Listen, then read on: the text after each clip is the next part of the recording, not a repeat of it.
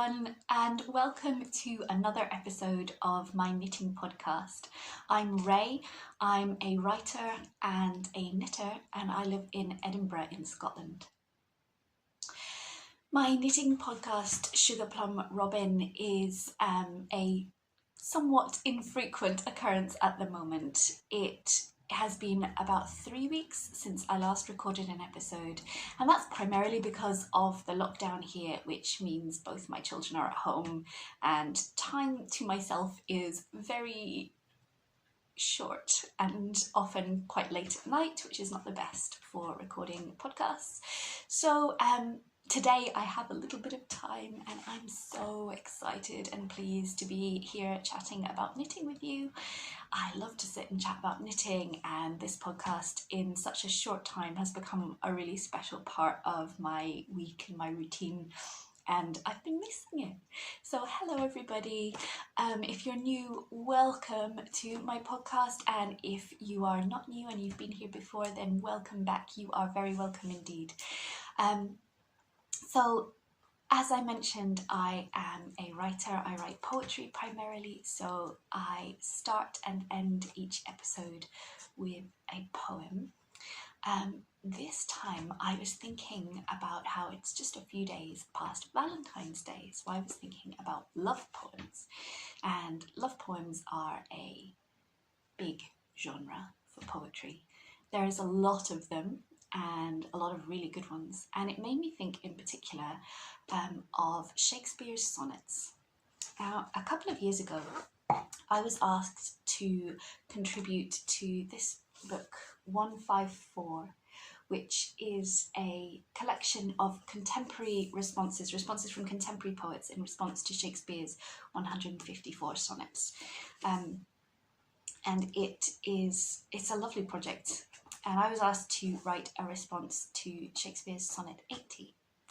So I thought what I would do today is I'll start by reading you Shakespeare's sonnet 80. And then at the end, I'll finish up and read you my response to sonnet 80.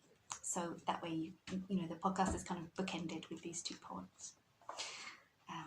Just in advance as well, if you hear any noise, it's my cat Willow, who has made an appearance a few times on the podcast, and it's lovely when she's around. She's walking around the room just now, so if you hear anything, it is her. Okay, sonnet 80.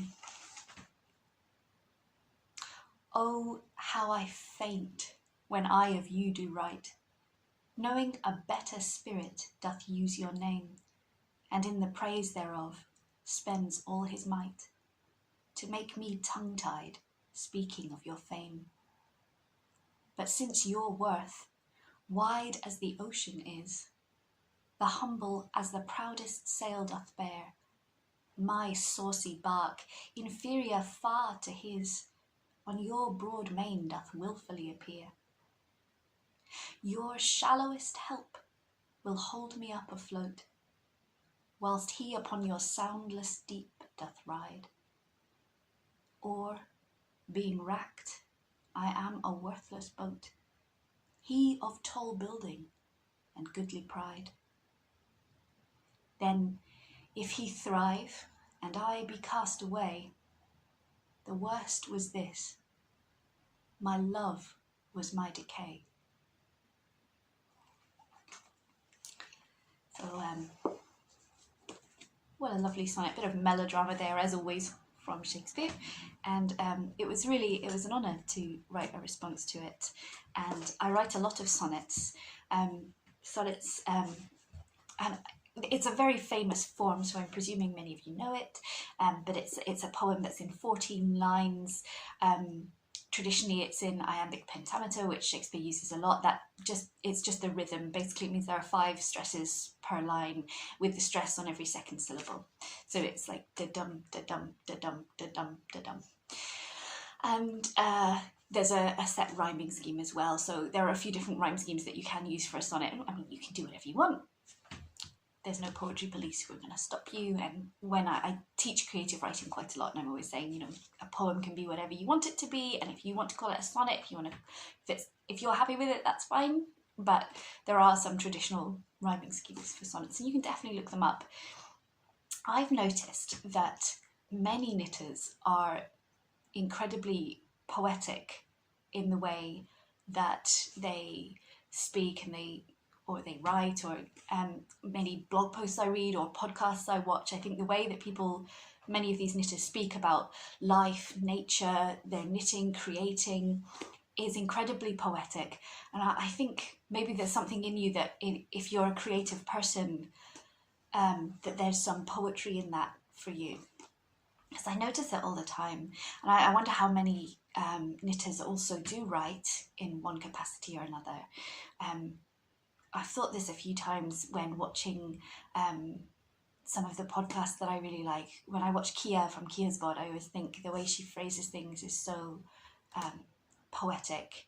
And the same when I was watching Merryweather Knitting, Gabriella, she, and I'll put links to these in the description below this video, when she speaks about knitting, often it feels like a story, like a fairy tale or something, and she just definitely seems like somebody who could tell a good story. So yeah, I think it's really interesting. Okay, on to the actual knitting content. Thank you for indulging me with the poetry. So first of all, what am I wearing? I'm wearing a finished object. I'm trying hard to look at the camera, but I keep wanting to look along to where I can see myself wearing my finished object. This is my Arboreal sweater by Jennifer Steingass. Here it is. I finished this a little while ago. I can just stand up a little and try and show you the bottom of it here. And maybe I will insert a photo of me wearing it so you can get a better look of it. It is a yoked sweater, knit in the round, top down. It starts with this little bit of garter stitch and then goes into this leaf pattern. In her sample she's done it all in one colour, but I have chosen two different colours. And basically this was a stash busting project. So the main yarn here is, I've written it down because somebody asked me a while ago. It is Sirdar Aran Tweed. So that is Aran Tweed, and it has these flecks, I'll see if I can show you, of orange and brown. And it comes in these giant 400 gram balls. So I had this 400 gram ball in my stash and I wanted to use it up. And I noticed that these flecks of brown and orange match perfectly with some leftover scraps I had here. So these are a mix of things. The orange is Drops Alaska, I think, which is just a plain wool Aran weight yarn. And the brown, I use two different ones. One is Drops Nepal and one is Let Lopi.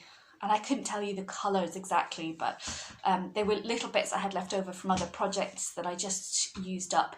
But the colours went really well, I thought, with the yarn. So we do it top down, and this pattern is actually written to be quite a fitted pattern and a double knitting weight pattern. So I chose to knit it in this Aran weight.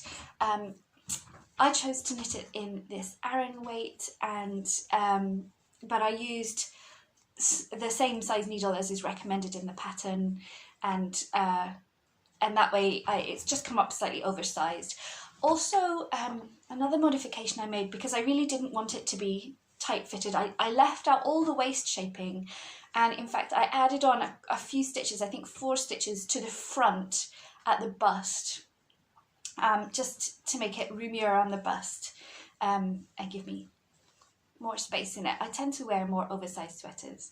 The sleeves again are quite loose, more fitted than the body.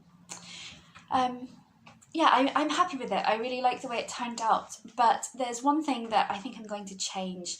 The bottom, you can see the bottom hemline here, I didn't do any waist shaping, and I added those extra stitches, and I just thought that way it'll be really lovely and loose and flowy. And I've been wearing this jumper a lot over the last few days, and I've been wearing it a lot in the snow. We've had a lot of snow here and it has been lovely. It's such a welcome change from the grey. And I've been out with my kids sledging and just having the best time in a very safe, socially distanced way, just in the woods near our house. So what I've noticed is that because it's so loose at the waist, it lets the cold in. And I think it's like this style of slightly cropped. I don't really wear very cropped jumpers, especially not with this one because I wanted this one to be worn with trousers. But slightly shorter than I would normally have it, but quite wide and loose and flowy.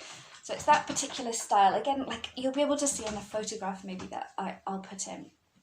But I found that it wasn't so practical because it was so loose at the waist, the wind would get in and it wasn't so warm.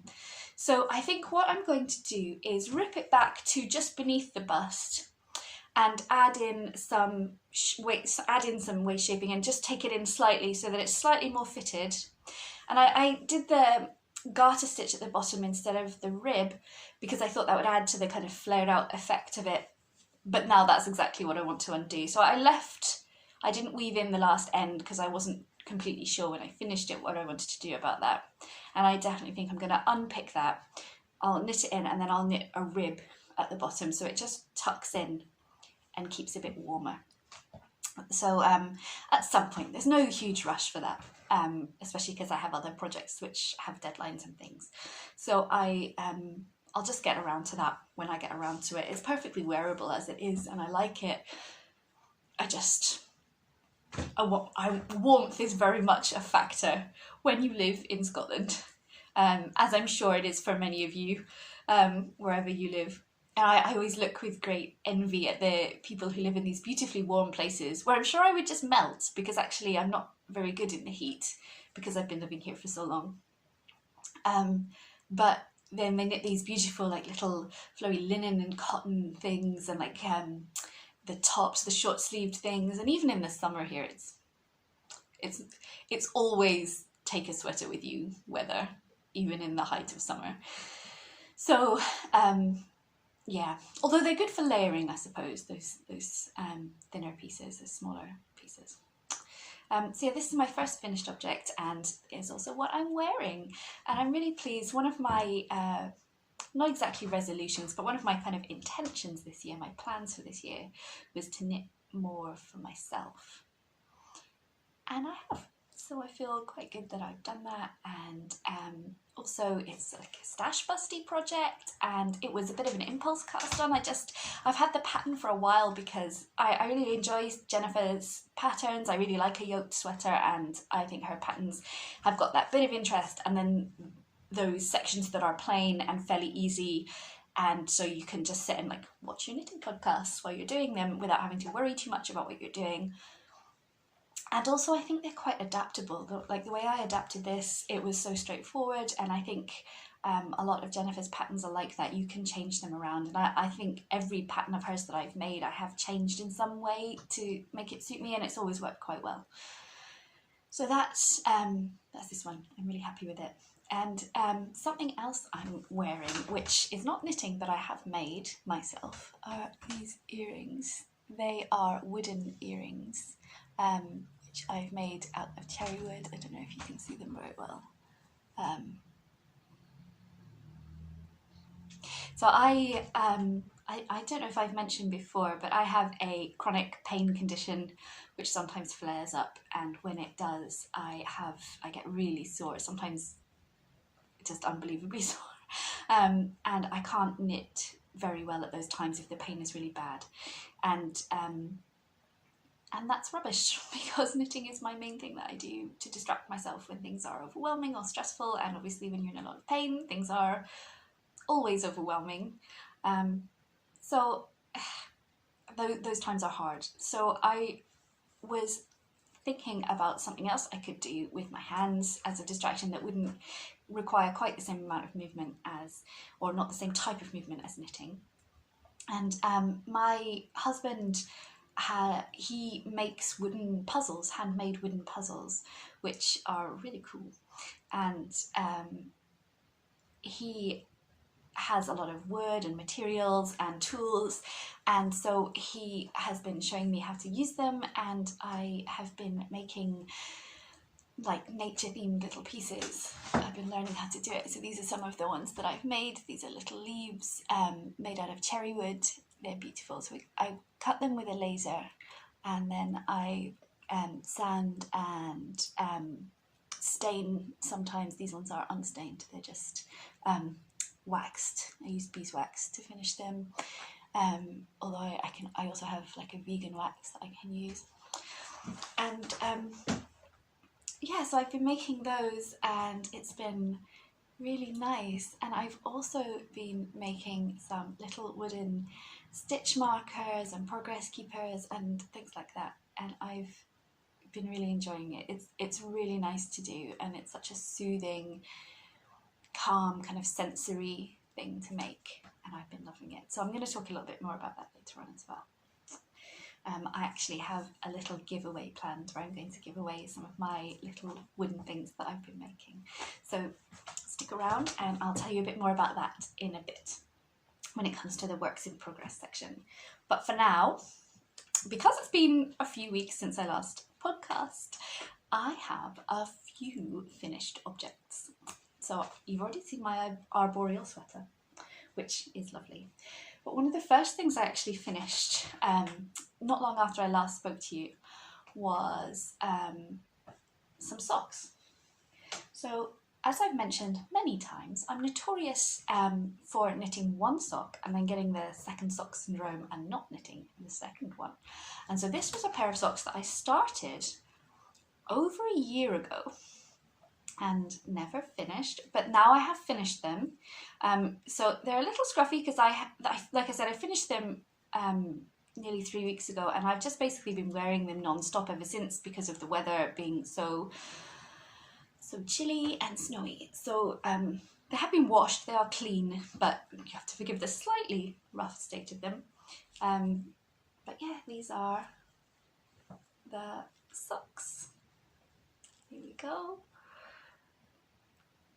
So this is just a vanilla sock pattern. Oh, look at this winkly sock. I don't actually have a sock blocker or any sock blockers, but I think it might be one of the things that I'm going to learn how to make next in my woodworking adventures. I think that might be quite a nice thing to make. So here we have the socks. They are lovely. I really like the colours. I just knit them plain because self-striping yarn, I think, can be a bit overwhelming if you try and put any pattern or texture in.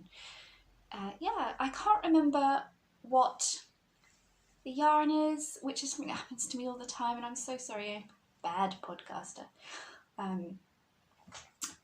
But yeah, I can't remember what the yarn is. I have some left over, which I'm thinking I might combine with some other scraps of sock yarn that I have to make a little baby hat for my sister's baby, which is due in May. So I think like a little scrappy sock yarn hat might be quite cute. So yeah, I'm happy with these, but my one issue is that they grow. They fit me perfectly when they come out of the wash, and I do wash them in the machine because they're super wash and nylon. They fit me perfectly at the start, but over the course of the day they grow until by the end of the day they're falling off my feet. They're so big. I'm not quite sure why. I've had this problem with socks before. If you know why, I would love to know, like, if you have an idea of why. Does this happen to you? Do your knitted socks grow? And is it the superwash yarn? I think I've only really used superwash yarn for socks. Is that what makes them grow? Or I did hear that maybe it was knitting at a looser gauge. Like maybe I need to tighten up the gauge. So I knit these on 2.25mm needles. And I am quite a loose knitter. So I've started a new pair of socks as like a test on 1.75mm needles, and I will report back and let you know whether they grow. But yeah, if you have any great wisdom to impart on the growing socks, please do leave a comment and let me know. I will be very grateful. So yeah, that's my socks. Lovely. There's nothing like hand knitted socks, especially in the cold weather. And because they've been growing, I've been layering them over other socks, and it's been very nice and warm when we've been out in the snow. Okay, speaking of socks, the Project of Doom is finally finished. Here we go. These are the long welly boot stockings for my stepmother. And yes, the foot of this one is a slightly different colour. I've been very exasperated with this project, and in the end it grew to be one of those projects that I really resented and I didn't enjoy, which is a shame because like the pattern's lovely. It's not the pattern at all. It's like a series of unfortunate events. So the yarn is just, again, unfinished yarn that I had in my stash, and I had like a couple of balls partly used of the grey and one partly used ball of the red, and I thought it would be enough. It wasn't quite enough, and so I ordered what I thought was the same yarn to finish it off, another ball of it, and it came and it was a slightly different colour. And it was meant to be a stash busting project. It was meant to be a project where I used up yarn, and I didn't want to end up with more yarn than when I started in my stash. And I don't actually particularly like the yarn very much. Like, it's okay, but I don't think it's super nice. I didn't super enjoy working with it.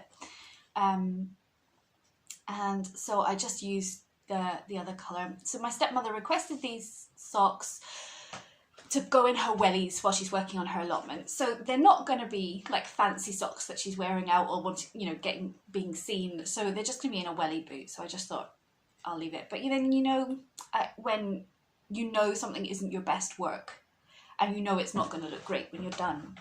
So that's how I felt about it, and I was really. I suppose I just didn't want to finish them because I knew they wouldn't look great, and I was feeling a bit down about how this would be a really kind of substandard example of my work for her. And I didn't want her to be kind of insulted by it, because I knitted these for her and a jumper for my dad and the sweater for my dad, the Galdhoppigan. I'll put a picture of that in here if I can, of me wearing it, but it's for my dad, so it's like the wrong size on me, but you get the idea. I think it turned out so well.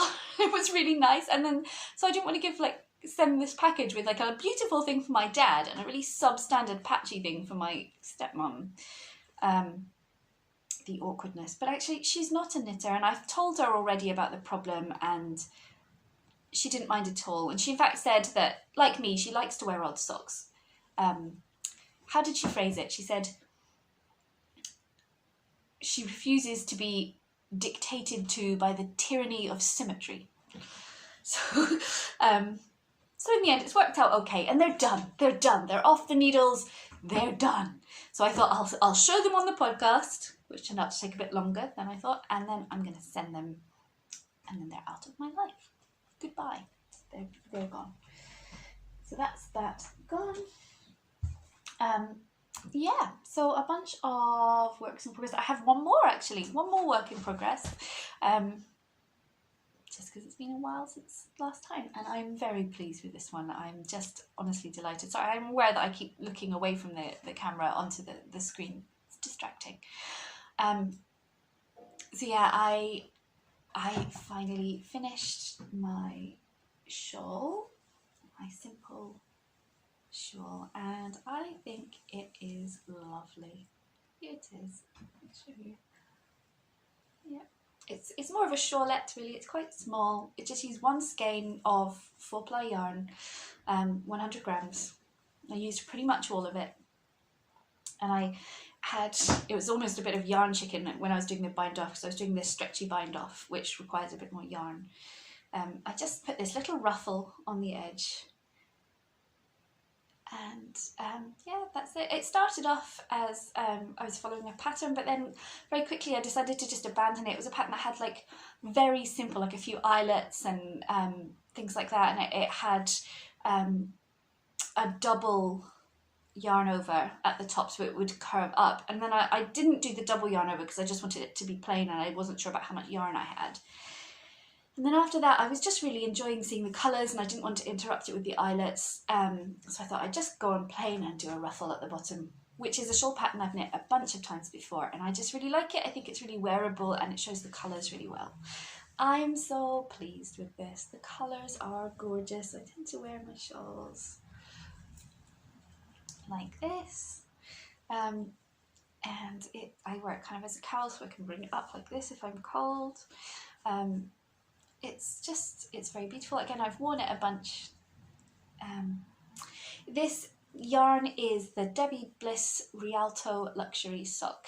It was a gift from some of the other home ed mums. So my daughter is home educated and we're in lots of lovely home ed groups, which can't meet so much right now, but we're doing lots of outside meetings, but normally we go to like book groups and we do plays and drama clubs and a science club and all sorts of things like that. So I organised the Christmas play a couple of years back, and as a thank you I was given a whole bunch of lovely gifts, and one of the gifts was this ball of beautiful yarn. So I knew I didn't want it to be socks because I didn't want it to get worn through or ratty, and I just thought the colours were so lovely it would make a nice shawl, and that way every time I use the shawl or look at it I can think about the my friends, my lovely friends who I'm missing, and hopefully we'll get to see again soon, and then I can show them the shawl that I made with their lovely gift. So yeah, this is a project that made me really happy. I cast it on over Christmas when I was really in the throes of gift knitting. I always take on too much knitting at Christmas.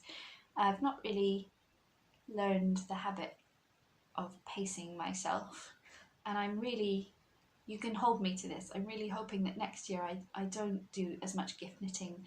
It's lovely to give knitted gifts and it's so special and I really love to do it, but at the same time Christmas is such a busy time and I always sort of underestimate how busy and how hectic it can get, and everything sort of comes together, but what I don't get is that lovely feeling of peacefulness and just sitting down and enjoying the atmosphere and soaking it all up, and because I'm always just frantically trying to do and get finished and move on to the next thing. So I'm hoping that this coming Christmas, like way in months to go, to not do so much gift knitting and instead to just be very peaceful and still. So that's, I'm not very good at being peaceful and still. So that's my my shawl. I'm really pleased with it. One of my favourite finished objects lately. So yeah, that is all of my finished objects, and yeah, I'm going to move on to my works in progress. I have some writing works in progress. At the moment I'm writing a series of poems about mushrooms, and if you've been watching again for a while you'll know I love mushrooms. I've got some knitted mushrooms all around. Mushrooms everywhere. I really like mushrooms and I've been mushroom spotting, and I decided to take on a project to write a poem for every mushroom I spot throughout the year. So as I see a new type of mushroom, I will write a poem for it. So far I think I have velvet shank, scarlet elf cup, jelly ear, and I still have a couple more to write. Turkey tail bracket, I've seen a bunch of them. And what else have I seen? Sulphur tuft, I've seen my first sulphur tuft. I've seen honey fungus. So I have a few to be getting on with. I saw a very old earth ball, but I'm not sure if that counts because it was old and very leftover from last season. So we'll see. So I'm working on those and hoping to bring them together into like a book or a pamphlet, maybe with some nice illustrations. That's a writing whip. But okay, knitting whips. Let's see. So I was mentioning about the socks and knitting in the smaller needles. So let's start there.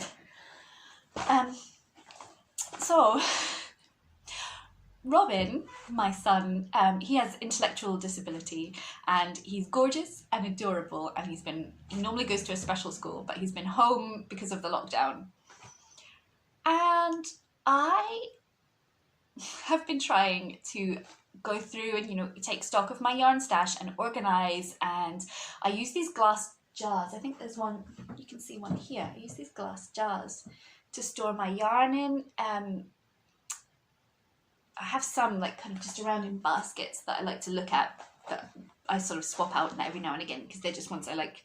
It's almost as decoration or inspiration maybe. But most of them are out in my studio where I do all my writing and things, and I keep them in these glass sealed bottles because I'm a bit paranoid about moths. In our previous home where we used to live, there was often problems with moths, and I was always having to check things really thoroughly, and sometimes things would get nibbled, not really in the stash but in the knitted things that I'd made in my wardrobe, and so I got really paranoid about it. And it's actually my husband's idea. So we got these huge 2-litre glass jars from IKEA, and they have an airtight seal because they're meant to preserve food. So I put all of my yarn in there when it goes out to the studio, and it keeps it safe. So I've had some recent stash acquisitions. I'm going to show you some of them at the end, and I was going through and rearranging things, and sometimes things don't fit in the skein, so I cake them up, and so I was doing all of that. And what I didn't notice was Robin going through some of my yarn and some of my stash and opening up bottles and taking everything out and ripping off labels. And one of the things that he ripped the label off, which I couldn't actually find the label for in the end. I don't know, maybe he ate it or put it in a bin or in the garden or gave it to the cat. I just have no idea. It was this really lovely ball of yarn. And I've had this for ages, probably around a decade. I've had this sock yarn, maybe even more. I've had it for a really long time. And it's a really nice yarn, and he brought it to me, and I couldn't find the label anywhere, so I thought, well, the only thing to do is to knit it, but unfortunately I can't tell you what it is, and I wish I could. I've been looking and looking online trying to find it because I love it. I want to find more of it, or in different colorways. What it is it makes these really nice big stripes. I'll show you. I really, really like a wide stripe on a sock. I don't really like the thin stripes as much. And I really like these big, clear colours as well. They're not mottled or variegated. And I think variegated yarn often looks so beautiful in the skein, and it can look really nice in colour work if you just have a little bit of variegated on a plain background. But generally, I'm not the biggest fan of variegated yarn. I much prefer something that's speckled or semi-solid, or something if I'm going to go for a fancy thing. So this is how it knits up, and I put a little bit of the green at the top because I just thought it looked cute. Although I'm going to have a nightmare, I know, matching up the second one. So I've gotten to the heel on this. But I've just started. I've done a few rows. I always do a slip stitch heel and a gusset. That's how I knit socks. I've never done anything else because I started off doing this and I like doing it this way. So I thought, oh, why change it? If it ain't broke, don't fix it. But I started doing the heel on this, and then I thought, actually, because of the beautiful wide stripes on this, I don't really want to mess it up. So maybe this is my perfect time to try an afterthought heel for the first time. So I think I'm going to rip back those couple of rows I've done of the heel and put in a piece of scrap yarn and do an afterthought heel.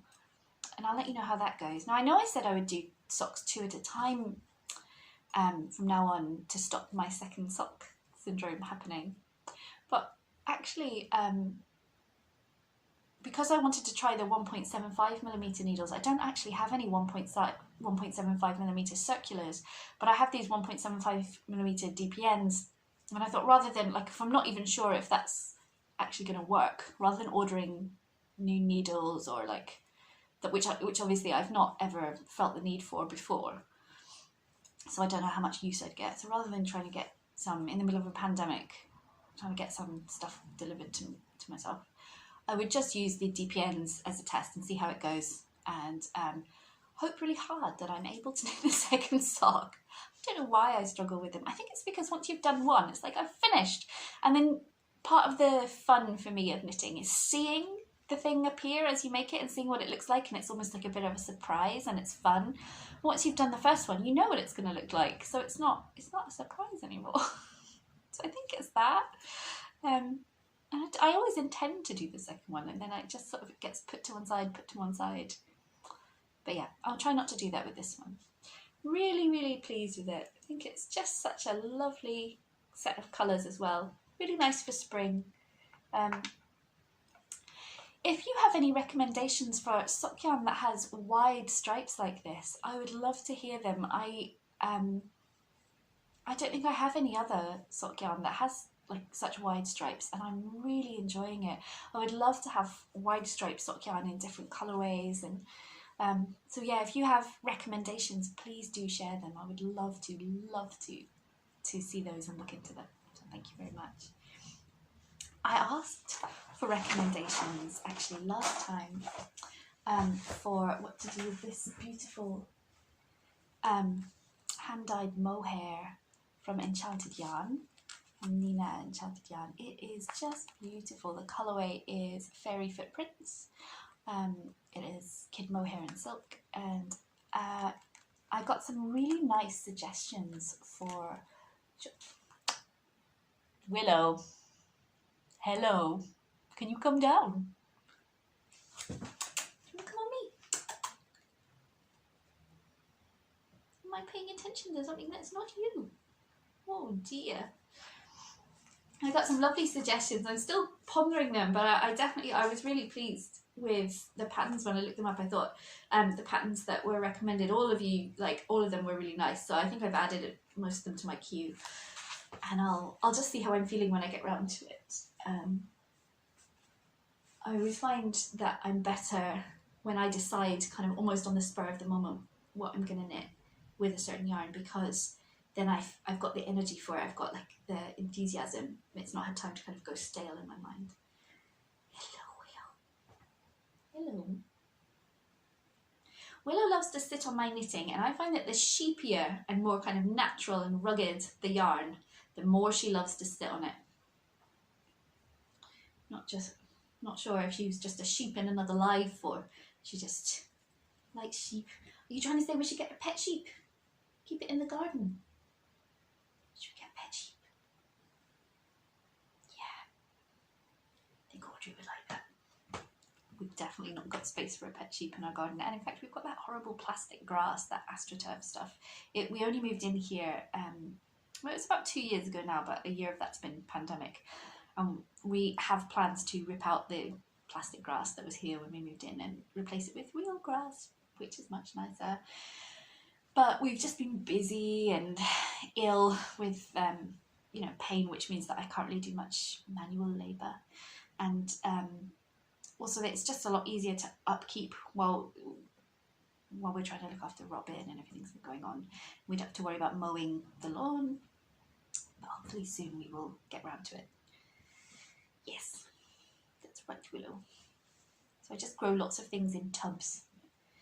And there's, next to our garden, there's a wild space it doesn't belong to anybody, and it's just basically used for fly tipping. And so what we've been doing is clearing all of the rubbish out and trying to manage some of the weeds, wildflowers. So there's a lot of bindweed and a lot of really tall willow herb.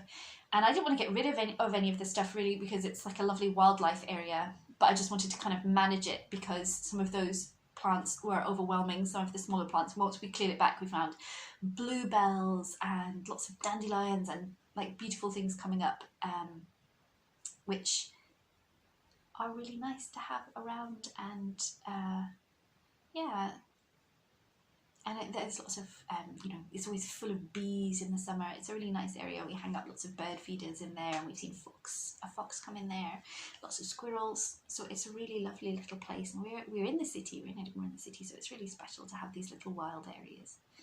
But that's my area where there's like a bit of wilderness and grass, and Willow likes to go over there as well. So, back to knitting. My next whip, what will I talk about? Let me talk about the owl jumper. So this is my test knit. This is my thing with a deadline. And it's nearly done, which is good because the deadline is this coming Saturday. It's the 20th of February. And Mona has said we can show it on social media and on things. So here you go. It is nearly done. This is my barred owl jumper.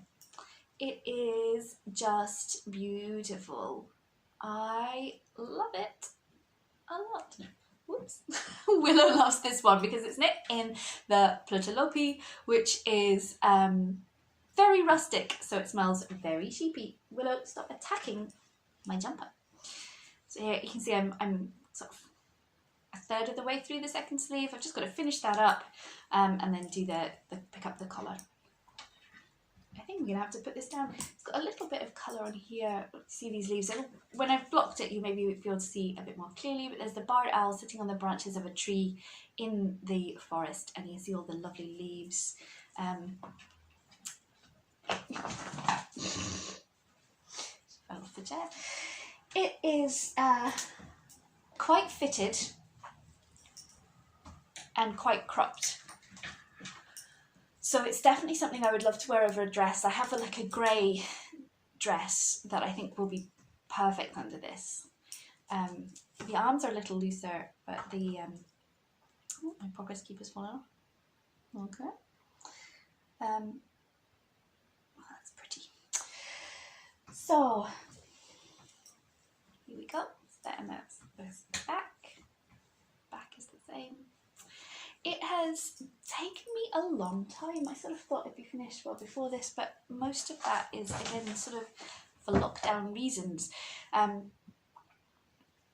It's got this chart which is, one of those quite complicated charts because every line, every stitch is different. It's like a picture rather than a series of pattern repeats. Like this one, each line you'd be, knit 3 in the main colour, knit 1 in the contrast colour, 3, 1, 3, and in each line you're just sort of repeating a short repeat. But for our owl sweater, you have to look at the chart the whole way because it's like different across the whole line for each line. It's a big kind of complicated picture, which is why I think it's so stunning when it's knitted up. It's such a statement piece of knitting, and I really like it. But it's also why it is it's something that needs your full attention. And I currently do that when I'm supervising the kids or during the day, basically when they're awake. And then they go to bed at night and I'm tired and it's really hard. I keep making mistakes and having to think back. So it's been slower going than I would have liked because obviously the deadline is coming up in a few days and I'm a person who likes to be quite punctual and likes to have things done in advance of deadlines, just in case of any problems. But I did message Mona and I let her know about what was going on. And also another problem was that I had a flare-up of my pain, hence the wood stuff. So I had a few days where I wasn't able to knit at all. And so that also delayed it a little. But I'm still on track to be done in time for the 20th. And I'm really excited to have it finished and to wear it.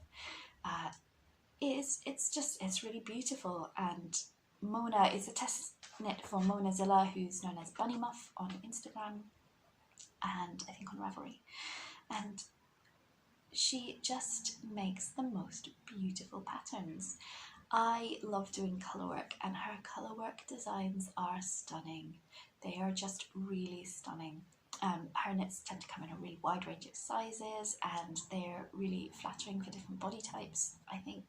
So yeah, definitely check out her patterns. And this one should be released quite soon. So I'm really loving it. It's also my first time knitting with the Plötulopi and I really enjoy it. And actually I've got quite a bit of the yarn left over because for bits like, to break it, for bits like these, and I get a bit on the sleeve here, it's maybe easier to show you. For bits like these, with the little acorns and leaves at the bottom, it uses a little bit of the rusty kind of colour and a tiny bit of the red, hardly any. And so I've still got essentially almost a full plate of each of them left, and I've still got quite a bit of the ash heather and quite a bit of this black heather left too. So I'm not really sure what to make with that. I don't know whether to get some more Lopi and then use those colours. I would really like to try knitting something with the Plötulopi held double. Okay, a small distraction there. One of my light bulbs went, but that's fine. We'll just carry on. Okay, so my next work in progress, let's move on. My next work in progress is the cabled cardigan, which I have designed myself. And I am using the Wild Earth Yarns Polwarth DK. So that's an New Zealand yarn company, and it is just beautiful. They use very kind of natural, untreated wools, and yeah, so I can show you my progress so far. It's top down, so I don't know if you can see, it'll be like this. So this is the back here, and the sleeves, it's a raglan shaping. There are the sleeves coming down with cables on each side and a cable going down the middle, and there's the front. The front is quite plain because I'm going to put pockets on, and the pockets are going to have some detailing on them, some sort of patch pockets. And there's a little bit of cabling in the rib at the top. And I am very pleased with it. You can see some of my stitch markers here that I've made, little wooden stitch markers with leaf shapes. There's, I think, 5 different kinds, little maple leaf there. And I've also made some little progress keepers as well. I'll maybe put some photos in here of some of the progress keepers and earrings and things that I've been making in my little adventures in woodworking. So maybe now's a good time to mention the giveaway that I'm going to do. It's just a little one. But I thought if you leave a comment on this post, on this video, and let me know your favourite type of tree. For me, I'm not sure. It might be a beech. I really like beech trees. But then I like hazel. And I love rowan. Rowan is gorgeous in the autumn with the berries and the yellow of the leaves. So I'm not sure which I'd choose, but they're all good. They're all good. Probably I'd choose beech. So let me know your favourite type of tree, and I will pick a comment at random in my next episode, and I will send you a set of 5 stitch markers with these little leaf motifs, little wooden leaves. And I will also, if you let me know a friend, I will send your friend a pair of earrings, of the wooden earrings. And that way, if you have like a non-knitting friend, or even a knitting friend who you think might like a pair of leafy earrings, then you can just let me know and I will send them a pair of earrings, and I will send you a set of stitch markers. Just thought it's nice at the moment when we're all far away from each other to do something kind of friendship themed. I just thought it might be nice. So yeah, you can win a little gift for yourself, a little gift for a friend, and I'll just put them in an envelope and send them to you. So yeah, that's my little giveaway. I think I might put some of these on my Etsy shop. I have an Etsy shop which I actually just use for my knitting. Like I do commissioned knitting, and mostly it's Christmas stockings. But I thought, like, these are so lovely. These little things. I thought maybe there are people who might like them. Like a little set of leaf stitch markers. Or maybe I might make some other ones as well. I only have a couple of sets that I've made because it's like a little bit time intensive, but I just enjoy doing it. So I might just put that up on there, and some of the progress keepers and stuff that I've made. So again, I'll put a link to my Etsy in the description, and also in the description I put, all the projects that I've mentioned and the patterns and links to them and things like that. So you should be able to find it all down there. So that's this work in progress. I'm pleased with it so far.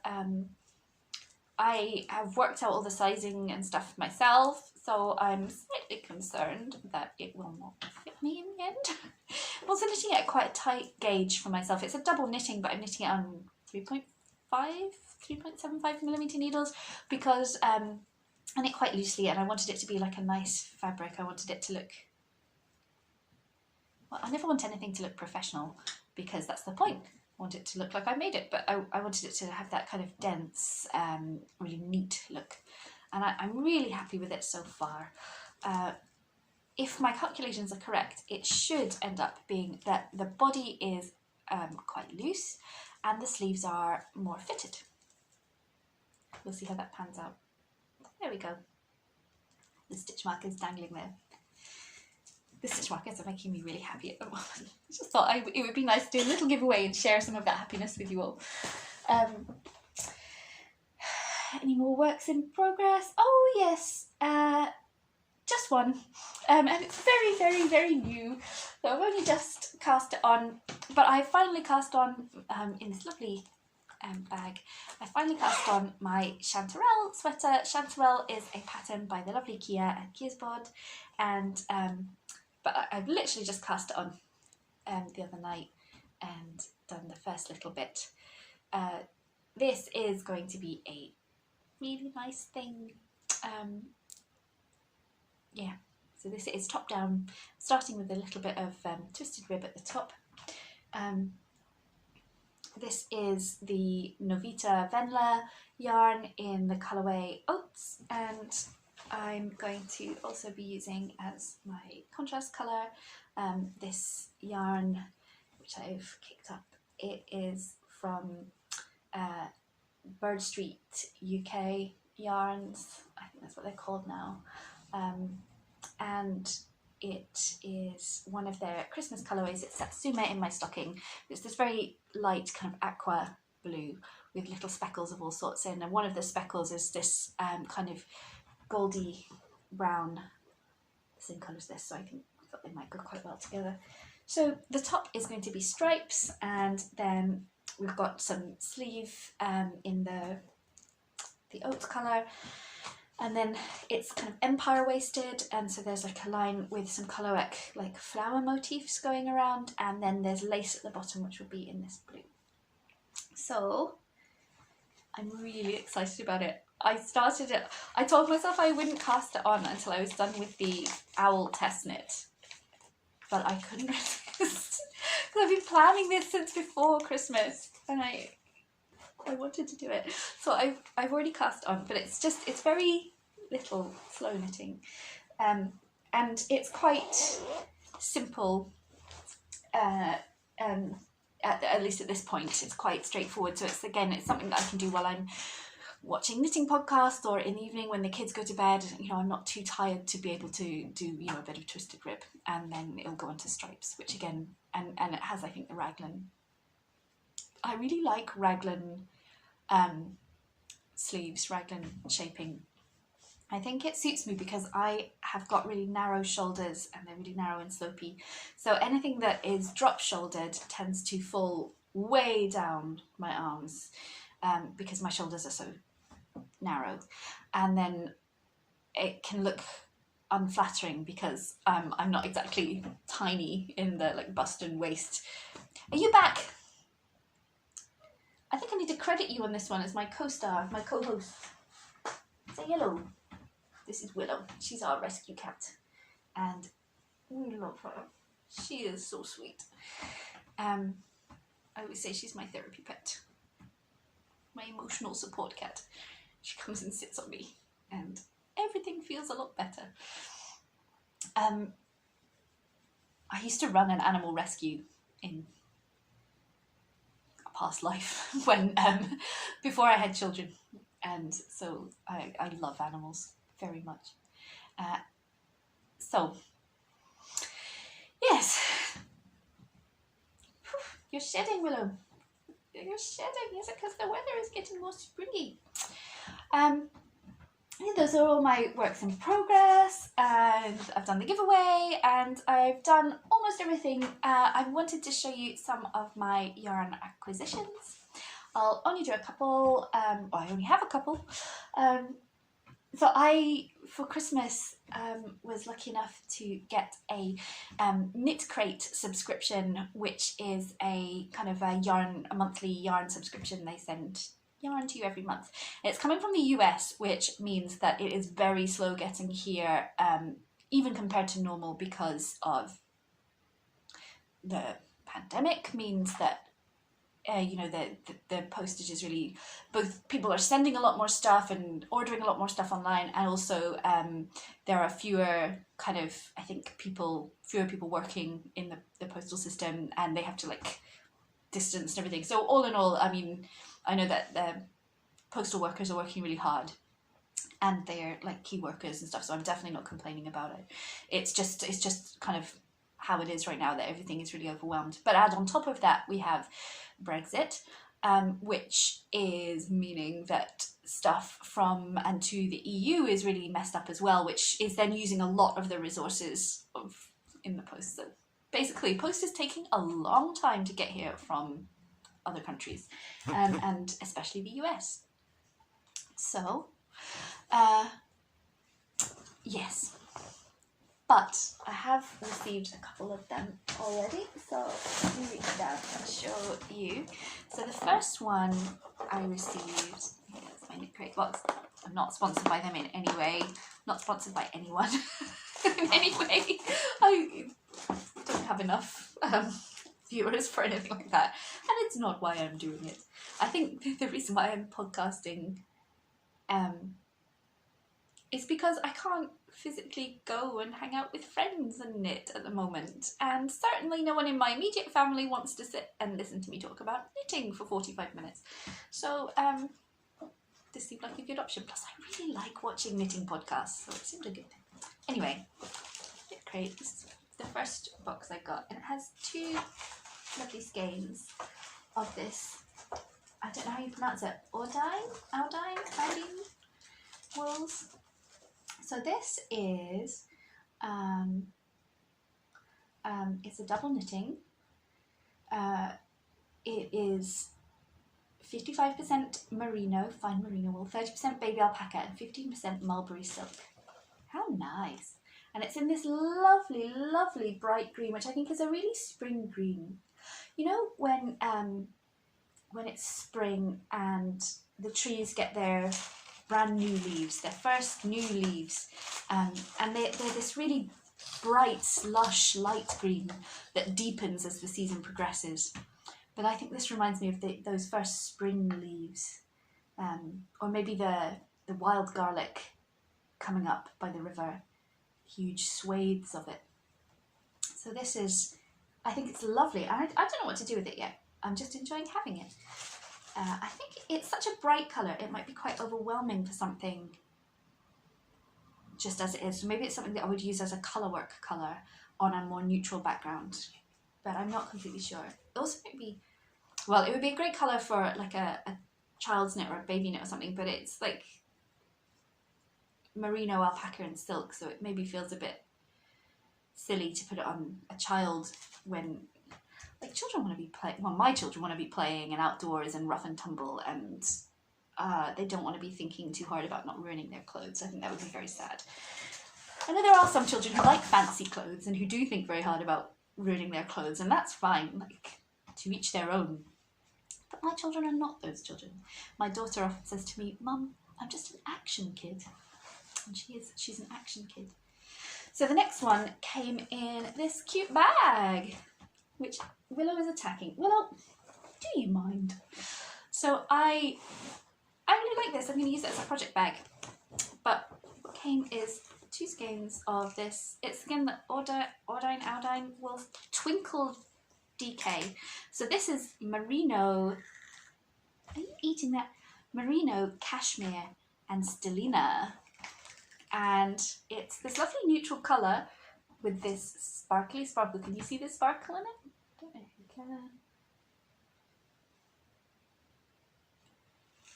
So as soon as this came out of the bag, in the post, having just told you that you shouldn't put fancy yarns necessarily on children, as soon as it came, Audrey claimed it. She loved the sparkle and she wants me to knit her something with it.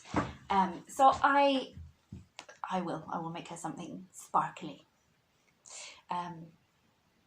Yeah. So that's earmarked for her, but I think it might be something like a fancy or special thing for her. Maybe a Christmas jumper for next year. That way there's no rush to get it started. And the sparkle would be quite nice for Christmas. Again, I think it would be nice with a bit of colour work as well. A bit of a colour in there. So that's that. Now, speaking of Audrey and requests and colour work. So Robin keeps bringing me yarn and asking for more scarves. And he really wants me to knit him a scarf with what he calls every colour wool, which basically means like variegated, kind of lots of colours thing.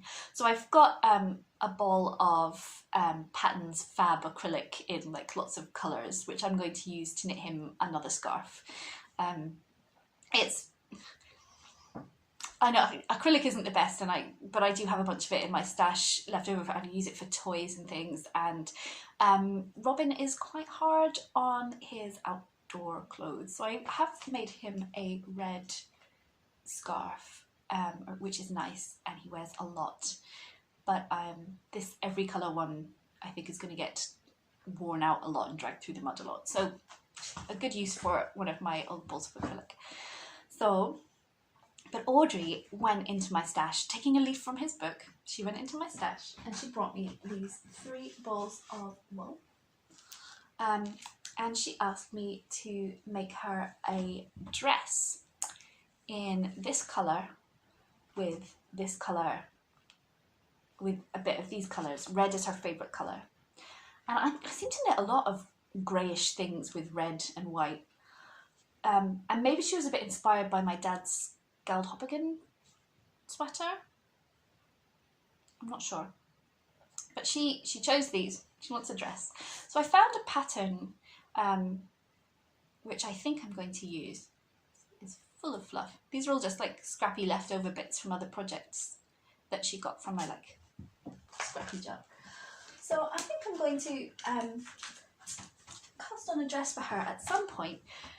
I have a lot of things on the needles, always, and a lot of things going on. So I'm going to finish up a few things and work on getting a few things done before I start thinking about casting her on a dress. But I would like to make it. And she's getting to the age now, she's really tall. She's as tall as me. And I think she could almost wear like a size small in an adult pattern. No, I think she definitely could. So I'm not sure. I found a pattern that I think is really nice. And it's one of the free Drops Design patterns that has, you know, 1 main colour and 2 colours on the yoke. So I think I might try that one. But yeah, I'll let you know if and when I get to that stage. Yeah, one final thing. I have this yarn. I've had it for a long time. And I've mentioned that my mother-in-law Barbara is a wonderful knitter, crocheter, sewer, and spinner. And when she was first learning to spin, which was several years ago, but I've known it for a while, when she was first, well, maybe not learning, but practicing it, she gave me this little ball of yarn. It was a skein, but I've wound it up into a cake of yarn in this beautiful, I don't know if the colours are coming through, it's just this gorgeous soft purple and grey, and it's stunning. And she wrote this little tag for it. It is Cotswold from Natural Born Dyers, spun and plied on her Ashford traditional Barbara. It's 35 grams, so it's about 70 yards. What do you think I could knit with 70 yards of very precious yarn? I've had this for years, trying to work out what to make with it. It's really special to me, and I want to make something really special with it that I will appreciate, and that. But it's such a small quantity of yarn. What would you make with it? I would love to know. I go online and I go on Ravelry and type in like the quantities and try and find what other people have made. Maybe like a little cowl, or maybe using it as like a bit in colour work, but I don't want it to get overwhelmed by like a commercial yarn or a different kind of yarn. So yeah, if you have any suggestions, I would be really grateful to hear them. That would be really lovely. Yeah, I'm going to end here. At the end of the video, I'll try and put in some footage of some of the lovely snow we've had. We had a lot of snow and it made me really happy. So I'll try and put in some footage of that at the end. I'm going to finish with my poem, which is my response to Shakespeare's Sonnet 80 that we talked about earlier. But for now, thank you so much for joining me. I hope you have a really fantastic week or few weeks, depending on when I'm able to podcast again. And yeah, happy knitting. Thank you for being here. Okay, here's my poem. My poem, the title is taken from that line, that phrase from Sonnet 80, wide as the ocean is. I love you as the North Sea loves a boat when bearing it high up onto the shore, or as a piece of driftwood loves to float in with the tide to Gullen. I adore you as the Firth of Forth adores the train, its track, the bridge it crosses over, and the bridge's black reflection in the rain-bloated river. I love you like the land can't help loving the coast and breaks itself apart to let the ocean in, and like a dizzy, new-formed cyclone loves the Gulf Stream, like storm water loves a lightning strike. I love you as a drowned man loves the sea. I am the boat that begs you shipwreck me. Goodbye.